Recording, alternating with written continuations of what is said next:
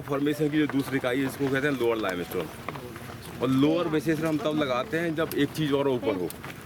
तो इसके ऊपर अपर लाइमस्टोन मिलता है, तो वो लाइमस्टोन जो ऊपर है वो अपर कर दिया, जो नीचे है वो लोअर कर दिया, इसलिए अदरवाइज लोअर लाइमस्टोन, ठीक है ना, लोअर लाइमस्टोन कहते हैं। और लोअर लाइमस्टोन का जहाँ डिपोजिशन ख़त्म हुआ है उस वक्त कंडीशंस बहुत तेज़ रही होंगी, इसके कारण तो ये इंट्राक्लास्टिक लाइमस्टोन बना है या इंटरफॉर्मेशनल कॉन्ग्लोमरेट बना है। मतलब बहुत इन्वायरमेंट में बहुत तेज़ी से वायलेंट कंडीशंस या क्या कहें टर्बुलेंट कंडीशंस, बहुत तीव्र परिस्थितियाँ रही होंगी जिसके कारण वो टूटा, तो ये कॉन्ग्लोमरेट बना है। तो बाढ़ के बाद में क्या आएगा, शांत पीरियड आएगा। तो वो जो बाढ़ शांत हो गई तो उसमें क्या होगा, जितना भी पानी में सस्पेंडेड प्लास्टिक मटेरियल था, क्ले, सिल्ट, कार्बोरेट थे ना, वो धीरे धीरे सेटल होंगे, है ना। तो वही चीज़ें हैं, वो ये बनी है। इसको MN भी कहते हैं। M का मतलब मोटलिंग, मोटलिंग मतलब धब्बे धब्बे से पैचेस देखें, कहीं ग्रीन कहीं लाइट ब्राउन, देख पा रहे हैं आप ये पैचेस, ये देख रहे हैं, ये धब्बा ये दिख रहा है, ये कहीं ये भट्टे कलर के, क्या बैंगनी कलर के और कुछ ग्रीन कलर के, इसको हम कहते हैं मॉटलिंग, है ना। और सब कैसी हैं, ये गांठे गांठे सी दिख रही है, ये गांठे गांठे, इनको हम कहते हैं नोड्यूलर, इन्हीं को कहते हैं नोड्यूल्स। तो ऐसा बेड, इसका कोई पेट्रोलॉजिकल नाम नहीं है ये, क्योंकि इसमें धब्बे धब्बे से दिखाई देते हैं, वायलेट कलर के या लाइट ब्राउन कलर के और ग्रीन कलर के, उसका नाम हो गया मोटलिंग। और जो जो जो जो नेचर है वो कैसा है, गांठ गांठे जैसा है। ये देखिए नोड्यूलर, ये सब नोड्यूल्स निकल रहे हैं, इसलिए नोड्यूलर N का और B का मतलब बेड। तो ये पेट्रोलॉजिकल नाम नहीं है, इसमें कहीं पता नहीं लग रहा ये कौन सी रॉक है, उसका करेक्टर पता लग रहा है। मोटलिंग है, धब्बेदार है, गांठ गांठ ऐसी है, नोड्यूल्स मिलते हैं। नोड्यूल्स कार्बोनेट रॉक की बहुत कॉमन चीज़ है, नोड्यूल्स का बनना, है ना। इसलिए ये जो निमाड़ सैंडस्टोन और नोडुलर इसी का कंटेम्परेरी है, निमाड़ जो बागबैट में मिलता है। अब आप समझिए, तो ये यहाँ था टर्बुलेंट कंडीशंस, बाढ़ शांत हो गई तो शांत पानी होगा, तो जो गदला पानी नहीं होता अगस्त में, किसी भी नदी में पानी साफ तो होता नहीं है गदला, इसका मतलब उसमें बहुत सारा सिल्ट, क्ले, कार्बोनेट मटेरियल रहता ना। अब जो कि बाढ़ कंडीशन आती है अब वही धीरे धीरे सेटल होगा नीचे, तो फाइन सेडिमेंट्स डिपॉजिट होंगे। तो उसके दौरान ये जो सेडिमेंट जो सस्पेंडेड थे उस पानी में वो जमा हुए, ठीक है। तो यहाँ में देख पा रहे हैं फ़र्क, यहाँ पर उतनी मॉटलिंग नहीं है, नोडुलर नेचर नहीं है जैसा यहाँ देख पा रहे हैं आप ये। हाँ। इसका और इसका फर्क, तो ये शांत कंडीशंस का सूचक है। तो ये जो यहाँ से लेके वहाँ तक ऊपर तक ये पूरा MNB है, और MNB कोई पेट्रोलॉजिकल नाम नहीं है। इसके बाद देखिए ये अचानक जो है ना, इसमें कोई बहुत ज़्यादा नोडुलर नहीं है और बेडेड दिख पा रहा है, इसमें कहीं कोई बेडिंग नहीं देख पा रहे हैं। देख रहे हैं कोई क्लियर बेडिंग नहीं है, नहीं परतदार व्यवस्था नहीं है, लेकिन हमको इसमें परतदार व्यवस्था दिख पा रहे हैं। आप देखिए यहाँ से लेके यहाँ तक एक बेड है, यहाँ से ये दूसरा बेड शुरू हुआ, फिर ये तीसरा बेड शुरू हुआ, और इसमें नोडुल्स नहीं है। ये सैंड रिच ज़्यादा दिख रहा है, सैंडस्टोन जैसा दिख रहा है, सैंडस्टोन जैसा दिख रहा है। इसका मतलब ये शांत परिस्थितियों में तो इतना जमा हुआ, उसके बाद में फिर एक बार और हल्की बाढ़ जैसी आई है, सेडिमेंट्स बह के आए हैं, उस दौरान ये बेड जमा डिपॉजिट हुआ है।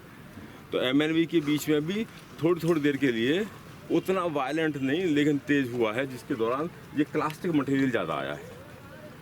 क्लास्टिक मटेरियल जानते हैं ना, जो बाहर से बह के आए हैं, सैंड, सिल्ट, क्वार्ट्ज, माइका, ये जो फ्रेगमेंट्स हैं इसको हम कहते हैं क्लास्टिक। और जो पानी में डिजॉल्व कार्बोनेट था वो सब कार्बोनेट मटेरियल है। तो कार्बोनेट मटेरियल के दौरान ये वाला मटेरियल बना है। पर देखें इसमें कोई बेडिंग संरचना नहीं दिखाई दे रही है। उसकी दो वजह बताते हैं। एक तो बायोटर्बेशन का मतलब जब बाढ़ शांत हो गई तो जो जीव जंतु उस वक्त पानी में रहते थे वो जो सेडिमेंट्स आते हैं उसी में कोई ना, क्योंकि पेड़ पत्तियाँ तो हो गए थे, पत्तियाँ खाते हैं ना, ऑर्गेनिक मैटर, तो उनको खाने के चक्कर में वो सेडिमेंट्स को डिस्टर्ब करते हैं ना, मुंह मारते हैं, हाथ पैर चलाते हैं, है ना। क्या कहते हैं उसको, बायोटर्बेशन मतलब ऑर्गेनिक एक्टिविटी। तो जब भी ऑर्गेनिक एक्टिविटी होगी, देख रहे हैं आपने कोई चीज़ जमा रहे हैं और कोई बच्चा छोटा है तो वो कोई चीज़ उठा लेगा, खेलेगा, करेगा, तो सारी चीज़ें क्या करता है, डिस्टर्ब करता है। आप लोग कपड़े छत से उतार के लाए, ये रिकॉर्ड मत करना यार मैं गैर जियोलॉजिकल बात कर रहा हूँ थोड़ी देर के लिए, है ना। कपड़े छत से उतार के ला के रह गए, और अम्मा जो घड़ी कर रही है, तो बच्चा आया, उसने ऐसे खींच लिया, दूसरा खींच दिया, तो क्या कर रहा है वो, सब डिस्टर्ब कर रहा है ना। तो जो सिस्टमेटिक व्यवस्था थी कि वो ऊपर एक घड़ी कर रहे थे, सब उसने डिस्टर्ब कर दिया ना। अब चूंकि लाड़ है तो थप्पड़ भी नहीं मार सकते ज़्यादा तो ऑर्गेनिजम्स जो उस पानी में सरवाइव कर रहे हैं, तो वो जब शांत हो गया तो बहते पानी के साथ प्लास्टिक मटेरियल के साथ में जो ऑर्गेनिक मटेरियल भी आया, पेड़ पौधे, पत्तियाँ, उनके फूल फल पत्ती जो आए होंगे ना, उनको खाने के चक्कर में उन्होंने सबको खंगालना होगा। खंगालते हैं ना घरों में, अभी खंगालते हैं, मिठाई का डब्बा कहाँ गई अम्मा, है ना, या नोट अलमारी में कहाँ है, तो कपड़ों के नीचे सब क्या कर रहे हैं हम, डिस्टर्ब कर रहे हैं, खंगालना, जानते हैं खंगालना। तो जो सेडिमेंटेशन में जो थोड़ी परतदार व्यवस्था थी, वो ऑर्गेनिजम्स ने, जीव जंतुओं ने वो बर्बाद कर दी, डिस्ट्रॉय कर दी। तो जो अदरवाइज जो बेडेड नेचर मिलता वो नहीं मिलेगा। तो अगर कोई इतना मोटा सक्सेस है, आप देख रहे हैं उससे कम मोटा है, मगर इसमें हमको बेडिंग देख पा रहे हैं, यहाँ देख पा रहे हैं ना, ये बेडिंग है, यहाँ से यहाँ तक क्लियर बेडिंग दे रही है, मतलब यहाँ कोई डिस्टर्बेंस नहीं है। तो जब तेज रफ्तार होगी बहाव की, तो ऑर्गेनिजम्स तो किनारे लग जाएंगे, है ना, तो वो बेडेड नेचर डेवलप होगा। लेकिन जब शांत परिस्थितियाँ हैं, तो वही उनको खंगालेंगे, डिस्टर्ब करेंगे, तो बेडिंग डिस्टर्ब हो जाएगी। तो डिसरप्शन ऑफ बेडिंग, सुनिए इसमें सिद्धांत क्या है कि कोई थिक सक्सेशन है, क्लासिक सक्सेशन है, और उसमें कोई बेडेड नेचर नहीं दिख रहा है, तो क्या है, जो बेडिंग है, जो परतदार व्यवस्था है, वो डिसरप्ट हुई है, वो बाधित हुई है ना। और कुछ सिम्टम्स, दूसरे एविडेंसेस भी हैं कि वो बिल बनाते थे, बरो बनाते थे, उसमें रहते थे, तो बरोज मिलेंगी, बरोज भर जाएंगी, उसमें ट्यूब्स जैसे मिलेंगे, इनका मिलना ये बताता है ऑर्गेनिक एक्टिविटी, ठीक है ना। और इस पूरी फिनोमेना को हम कहते हैं बायोटर्बेशन। और बायोटर्बेशन का होना मतलब उस दौरान जब ये बने थे, तब ऑर्गेनिजम्स लाइफ में थे, एग्जिस्ट कर रहे थे, और उन्होंने ही वो बेडिंग का डिसरप्शन किया because of in search of food, food की तलाश में, ठीक है ना। और साथ साथ कहीं कहीं ट्यूब्स और बरोज का मिलना, जानते हैं, बिल बना के रहते हैं। और चूँकि सॉफ्ट सेडिमेंट्स हैं, तब नए नए जमा हुए हैं, आसानी से खोद देंगे, बिल बना देंगे, उसमें रहेंगे। देखा होगा समुद्र के किनारे रहते हैं, छोटे छोटे गड्ढे जगह जगह मिलते हैं, फिर बीच बीच में निकलते हैं, फिर घुस जाते हैं, निकलते हैं, घुस जाते हैं। तो अगली बार जो कार्बोनेट मटेरियल का पानी इसमें घुस जाएगा, तो वो डिपॉजिट हो जाएगा, तो क्या बन जाएंगे, कैलक्रीट बनेंगे। क्या कहते हैं उसको, कैलक्रीट। तो कैल्शियम कार्बोनेट की ट्यूब जैसी नहीं हो जाएगी। और अगर वो दरार बरो जिसमें वो ऑर्गेनिज्म रहते थे, वो सीधी है, फिर एक इन्होंने इधर बना ली, फिर एक इधर बना ली, जैसे चूहे के बिल नहीं होते हैं, ईंटों के, चींटियों के और ईंटों के और दीमक के, पेड़ की जड़ वो सीधे एक जैसे नहीं होते, सीधे एक जैसे नहीं होते। यहाँ होंगे, फिर यहाँ से एक रास्ता इधर बना लेंगे, इधर बना लेंगे, यहाँ से एक रास्ता इधर बना लेंगे। कभी देखा टर्माइट का, दीमक का घर, बहुत सारी अंदर से अंदर रास्ते नेटवर्क बना देते हैं। तो ऐसे इसमें कार्बोनेट पानी घुस जाएगा, इसमें घुस जाएगा, इसमें घुस जाएगा, तो ये जब सूख जाएगा तो कार्बोनेट मटेरियल भरा मिलेगा ना। तो ये जो कार्बोनेट के टुकड़े मिलेंगे ना हमको, अब बाकी को तोड़ दें तो ये हमको मिलेगा ना आपस में कनेक्टेड, इनको हम कहते हैं कैलक्रीट्स, ठीक है ना, कैलक्रीट्स। तो कैलक्रीट्स का मिलना या कहीं कहीं बरोज का मिलना, बरोज में कैल्शियम कार्बोनेट होगा या दूसरा चीज़ भर गई है, उसको जैसे ऑर्गेनिज्म से 50 तरह की बरोज मिलती हैं, उनका मिलना, बेडिंग का डिसरप्शन, ये दिखाता है ऑर्गेनिक एक्टिविटी, और इन्हीं को हम कहते हैं बायोटर्बेशन, राइट। तो आप देख पा रहे हैं, यहाँ से यहाँ तक कोई बेडिंग नहीं है, इसका मतलब ये काम कंडीशंस में बना है, शांत परिस्थितियों में बना है, और उस दौरान ऑर्गेनिजम्स ने बेडिंग को डिस्टर्ब किया है, और साथ साथ ये कैल्शियम कार्बोनेट की कैलक्रीट्स भी बनी है। उसके बाद में यहाँ थोड़ा सा तेज कंडीशन आई है ना, क्लास्टिक मटेरियल तेज़ी से बेचने में आया है, तो वो क्लास्टिक मटेरियल रिच है, इसमें कार्बोनेट मटेरियल ज़्यादा होगा, इसमें क्लास्टिक मटेरियल ज़्यादा होगा। देख पा तब तो ये अनइवन रूप से टूटा है, डिजोल्व हुआ पानी से, ये नहीं हुआ है, ये हार्ड है, तो इसमें क्लास्टिक मटेरियल ज़्यादा होगा, ऑलमोस्ट सैंडस्टोन के इक्विवेलेंट है। इसमें कैल्शियम कार्बोनेट भी है प्लस क्लास्टिक मटेरियल भी है। तो जिसमें कैल्शियम कार्बोनेट भी हो और फाइन क्लास्टिक मटेरियल भी हो, वो लगभग रफली इक्वल अनुपात में हो, उसको हम कहते हैं मार्ल।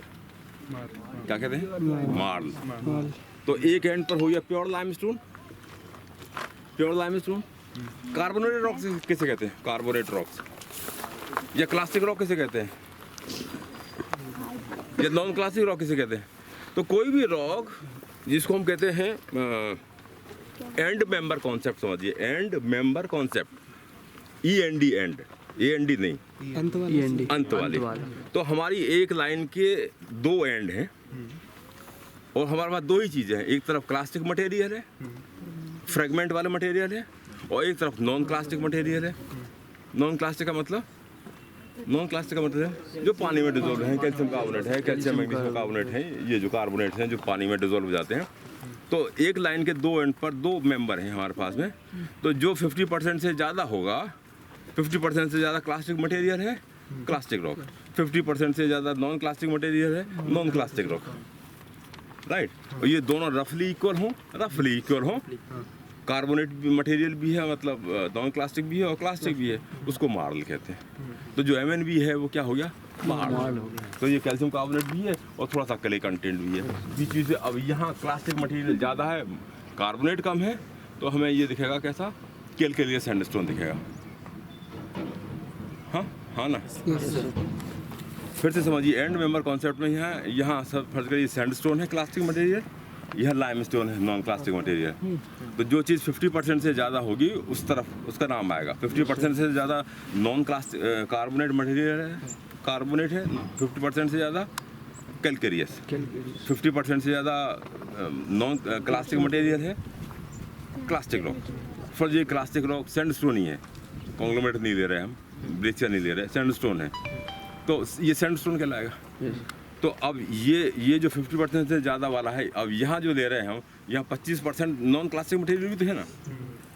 अब जो चीज़ कम है उसको हम विशेषण के रूप में इस्तेमाल करेंगे, इसको हमें कहेंगे कैलकेरियस और सैंडस्टोन। सैंडस्टोन है ही है, अब हो जाएगा कैलकेरियस सैंडस्टोन। और यहाँ जो है 75, यहाँ से 75% और यहाँ से 25% पर, यहाँ क्लास्टिक मटेरियल भी तो है 25%, 75% तो वो है। तो क्या लगाएंगे हम, सैंडी लाइमस्टोन। अब ये कम है ना, इसका विशेषण लगा देंगे। ये तो लाइमस्टोन था, और इसमें ये क्लास्टिक मटेरियल सैंड भी है, तो क्या कहलाएगा, सैंडी लाइमस्टोन। आगे सर, तो सैंडी लाइमस्टोन का मतलब सैंड मटेरियल जो क्लास्टिक मटेरियल है वो अनुपात में कम है, और कार्बोनेट मटेरियल ज़्यादा है, वो सैंडी लाइमस्टोन। रफली दोनों इक्वल है, मार्ल, ठीक है। तो जो MnB में मेजर पोर्शन किसका हुआ, मार्ल। पर इस मार्ल में यहाँ से आता है सबसे थिकेस्ट यूनिट यही है, MnB। मेटा सक्सेशन की जो थिकेस्ट यूनिट है वो MnB है। तो उस थिकेस्ट यूनिट में भी हम देख पा रहे थे, ये वेरिएशन दिख रहा है, देख रहे हैं, ये बाहर दिख रहा है, और ये बीच वाला नहीं है। इसका मतलब ये जो कार्बोनेट रिच था, जो मार्ल था जिसमें कैल्शियम कार्बोनेट था, उसका सॉल्यूशन ज़्यादा होगा।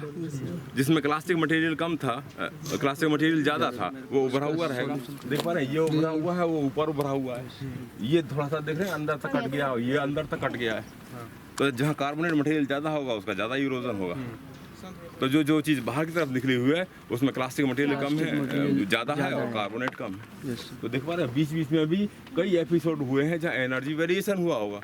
तो जहाँ जहाँ सैंडी मटेरियल ज़्यादा है, जहाँ जहाँ क्लास्टिक मटेरियल ज़्यादा है, वहाँ रेट ऑफ सेडिमेंटेशन अचानक बढ़ा है ना भाई। उस बेसिन में मटेरियल बाहर से आया ना, सेडिमेंट सप्लाई बढ़ गई है, सेडिमेंट सप्लाई बढ़ गई है, तो कार्बोनेट का जो पानी में जो कार्बोनेट डिपॉजिट था उसका कंसंट्रेशन कम हो जाएगा, क्योंकि बाहरी मटेरियल ज़्यादा आ गया ना, है ना। झील में कोई बाहरी मटेरियल नहीं है तो क्या होगा, उसमें सॉल्ट का कंसंट्रेशन ज़्यादा हो जाएगा, और कोई नदी से पानी इसमें आएगा तो सॉल्ट का कंसंट्रेशन कम हो जाएगा। किसका बढ़ जाएगा, क्लास्टिक मटेरियल सांद्रता बढ़ जाएगी। तो clastic rich, carbonate rich, clastic rich, carbonate rich, ये अल्टरनेट सीक्वेंस मिलेगा। तो जहाँ क्लास्टिक रिच मटेरियल आएगा वो क्या बताता है, रेट ऑफ सेडिमेंटेशन में इंक्रीज, है ना, एनर्जी वेरिएशन इंक्रीज, एनर्जी के एनवायरनमेंट में इंक्रीज हुआ है। मतलब बाहर से बाढ़ आई है, बाढ़ आएगी तो सेडिमेंट भी आएंगे, सेडिमेंट आएंगे तो क्लास्टिक सेडिमेंट आएंगे, पानी के साथ में रेत तो आएगी, पानी के साथ में रेत आएगी तो सैंडस्टोन नहीं बनेगा। शांत हो गया तो कार्बोनेट मटेरियल भी है, तो उसके साथ में कार्बोनेट भी जमा होगा, तो सैंड चूँकि भारी होती है वो जल्दी बैठेगी। बाकी क्या बचेगा, क्ले बचेगा, क्ले सबसे फाइन है ना, तो क्ले सबसे आखिरी में बैठेगी, और पानी में कार्बोनेट है तो क्ले और कार्बोनेट साथ साथ बनेंगे। तो क्ले और कार्बोनेट का जो मिक्सचर है वो मार्ल है, क्ले और कार्बोनेट का मिक्सचर मार्ल, और रफली इक्वल है। क्यों साथ साथ बनेंगे, क्योंकि सैंड के पार्टिकल्स बड़े होते हैं, क्ले के पार्टिकल्स छोटे होते हैं। फाइन तो मटेरियल तो ग्रेविटी से बैठेगा ना नीचे, सब नीचे ही बैठेंगे ना, तो सेंट पार्टिकल्स पहले बैठ पहले जाएंगे, बैठ जाएंगे। आखिरी में तो किले बैठेंगे, और आखिरी में पानी में लवण की सांद्रता भी ज़्यादा है, तो ये दोनों साथ साथ ही बनेंगे, कार्बोनेट भी बनेगा और क्ले भी बनेगा। यस तो आपको कार्बोनेट के साथ में सेंट बहुत कम मिलेगा, कोई सेंट तो पहले बैठ चुका होता है ना। हाँ, कैलकेरियस सैंडस्टोन हो सकते हैं, पर उसमें बहुत कम मात्रा में सीमेंट होगी जो कैलकेरियस होगी, है ना। तो साथ साथ क्या बनेंगे, क्ले और कार्बोनेट साथ साथ बनेंगे, तो क्या बनेगा, मार्ल। यदि दोनों रफली इक्वल में है, रफली इक्वल में है ना। अगर उसमें क्ले में क्ले ज़्यादा है और कार्बोनेट कम है तो क्या कहलाएगा, कैलकेरियस क्ले कहलाएगा, कैलकेरियस शेल कहलाएगा, या ये कहलाएगा अर्जिलेशियस लाइमस्टोन कहलाएगा। और हम दोनों बनता है। यस तो देख पा रहा आप, एनर्जी वेरिएशन, बायोटर्बेशन, ऑर्गेनिक एक्टिविटी, कैलक्रीट्स, बरोज, ठीक है ना, ये मैंने दी। अब चलो पीछे लौटो, आगे नहीं चलना।